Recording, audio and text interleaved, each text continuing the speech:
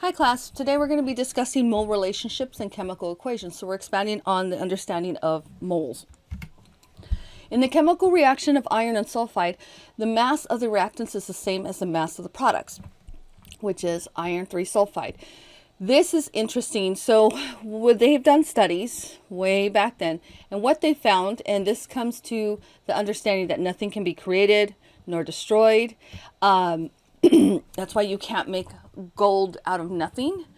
That the mass of the reactants is always equal to the mass of the product. And when they do this in a contained vacuum environment, they can hold everything in. So think of like a isolated box, and they account for every single molecule and gram. And what they determined is exactly what I said. The mass here is equal to the mass of here. That's called the law of conservation of mass. And we may not realize that, and if you were in lab, you would think, how is that possible? But in an open environment, a lot of things can escape into the atmosphere. But when they did these experiments, they did them in a very isolated, enclosed, and these are back in the 1700s when they determined this, and it's crazy, but they accounted for every single part of the mass of the experiments. But before we go there, we're going to look at mole to mole before we even get to mass to mole on these. So this is the law of conservation of mass. This is exactly what I talked about. That in this picture you can see that there is, first let's look at the reaction. This is silver as a solid plus sulfur as a solid, and it produces silver sulfide. And you can see that this one is 2.158, if I'm reading it, no, 215.8. This is 32.1, and the total, if I'm right, these should equal 247.9. So that if you sum these up, both of these together equal this amount. So this is the law of conservation of mass. Whatever the mass is on one side, it is equal to that on the other. So this is where the idea of no matter cannot be created or destroyed. No change in total mass occurs. So the total will be the total in that. And the mass of the products is equal to the mass of the reactants. This is a slide that's very important. It looks very busy, but what you don't understand, or you're maybe starting to understand, is that a balanced equation can give you so much information, more than what you see right in front of you. And I'm going to go through this. So this is the equation we just discussed. This is silver solid plus sulfur solid equals silver sulfide. This means that you have, if we look at it in terms of atoms, we have 2 silver atoms plus 1 sulfur atom equals 1 silver sulfide formula unit. Formula unit is just a fancy term stating that this is a metal and a non-metal together. I'll be honest, most of the time everybody just calls them, I don't even want to state because I don't want to give you guys the wrong information of lazy chemists. So we'll leave it at formula unit. Now, they show you that if you needed to double this, you would have to double everything. So if you needed to double this, you have 200 silver atoms plus 100 silver atoms equals 100 of the compound of silver sulfide. So everything here has to be doubled because there's a 1 here and a 1 here, and you would have to double everything. Now if we look in terms of Avogadro's number, remember Avogadro's number, 1 mole equals 6.02 times 10 to the 23, whatever. So by stating that, it's easier maybe if I show this bottom one.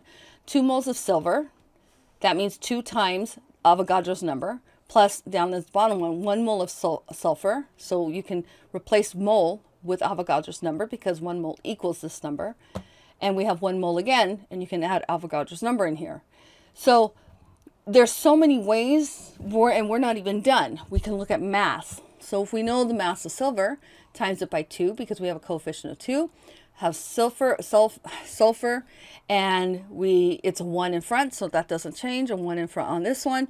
But we can take the masses, and this 247 should equal this. If you multiply, make sure that you're multiplying, because if you're just looking at these numbers alone, of course they don't balance, but you have to factor the 2 in that's here. And if you add these together, they will equal this amount, which is right here, 247.9, 247.9. There is a lot of information that you can get just from a balanced equation. Some of it's there, some of it's just that fun chemistry that you're expected to know. So let's take a look at, now we're going to expand on mole to mole factors. So here is a reaction that is silver solid, plus sulfur, that's a solid, it's a powder, but it's a solid, and it produces iron, did I say iron? Yeah, iron solid plus sulfur solid, and it produces iron 3 sulfide. Remember, we read it looking here, oxidation state sulfide. We can also read this as 2 moles of iron plus 3 moles of sulfur produces 1 mole of iron 3 sulfide. As long as the reaction is balanced, this is how we can get this information, but it has to be balanced. Okay, so now we can use this with a balanced equation, the key being a balanced equation. We can use these as conversions to each other. So let's take a look at iron and sulfur, which is these two, the reactants. 2 moles of iron for every 3 moles of sulfur, and vice versa, because that is what is being, the coefficients are produced on this side in a balanced reaction. So you can take these and you can flip them how you need to use them. We can look at iron and iron 3 sulfide. Same thing. We have 1 mole, 1 mole, 1 mole, and we have 2 moles, and you can put that on top as a ratio. So we can use these as conversions. And the last one is sulfur and iron 3 sulfide. So we can do the same thing and use any of these in any of these ratios or combinations, because it's a balanced equation, and this is exactly the coefficients that would allow this reaction to occur. So let's take a look at an example here. So make sure you guys understand. So we have in this reaction, we have hydrogen gas plus nitrogen gas produces ammonia. So NaNH3 is ammonia. You do not need to call this nitrogen trihydride, because there are certain terms, for instance, like water, that have been around for so long, even before they discovered what some of these things were, that they just kind of, if you understand the term, grandfather them in. So water is one that we always refer to as water. We don't all, most people don't refer to it as H2O, or, using the customary naming way. We refer to it as water. And it's the same for this. NH3 is ammonia, and that's what we call it. It's ammonia. That is all you would need to use it and to name it is ammonia. Unless, Pearson does something weird like that, and usually I try to get rid of those questions if I can. Okay, so let's take a look here. A mole to mole factor for hydrogen and nitrogen. So if we look here, we have 3 moles of hydrogen to 1 mole of nitrogen. So we need to see which one of these is correct. So the easiest thing is to pick one. I'll pick 3 for hydrogen. So 1 mole of hydrogen, this is wrong, it's out. 3 moles of hydrogen, this is good. And now we need to make sure that the 1 mole is good. 1 mole. So it's going to be B. But let's take a look at why C is not. This one says 2 moles, so it's instantly out because it's not matching the 3 coefficient in front. So B for 1. Now let's see what this next one is. A mole to mole factor for ammonia and hydrogen. So we're looking here and we see again, this has a 3. Nitrogen has a 2. So we're looking for a 3-2 ratio. So 1 mole of hydrogen, this is out instantly because it's not a 3. This one has a 3 moles, so let's take a look. This is 3 moles hydrogen, and we need a 2, and it has a 2 moles. So this is the correct one, but let's take a look at why the next one is not. This one has 2 moles of ammonia, which is right, and it has a 3 here, but it's asking about nitrogen, and this question is asking about hydrogen. So you really need to make sure that you're paying attention to what the question is asking. So there are the answers. It's B and B for both of these. Okay, so let's do some more calculations. How many moles of iron 3 sulfide oxide can form from 6.0 moles of oxygen gas? And we are given a balanced equation, so nothing needs to be balanced with this one. But you do need to pull the ratios out for conversions.